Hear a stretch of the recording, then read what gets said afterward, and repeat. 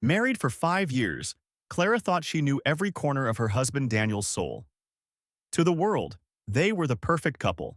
Smiles at church on Sundays, family dinners with laughter, and friends who envied their seemingly unshakable bond.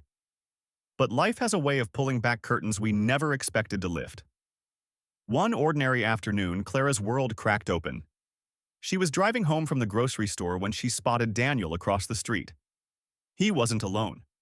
A young woman stood beside him, holding a child, a boy no more than 3. Clara's chest tightened. The boy's curly hair, the dimple on his cheek, even the way his eyes lit up. It was as though she was staring at a younger version of Daniel himself. Her mind screamed, "No, this can't be." Clara didn't confront them right away. Instead, she sat frozen in her car, hands trembling on the steering wheel. She watched as Daniel gently tucked the little boy's jacket, his touch tender in a way she had longed for. The woman beside him laughed softly, her hand brushing Daniel's arm as though it belonged there. Clara's stomach churned. 5 years of marriage, every promise, every anniversary, every whispered "forever," suddenly felt like an elaborate performance.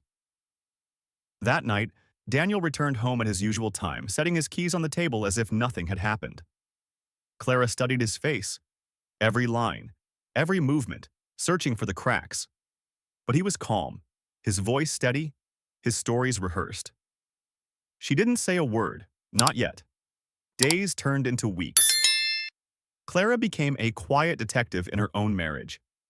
She followed Daniel from a distance, checking receipts, listening for slips in his conversations. And then the truth emerged, ugly, undeniable.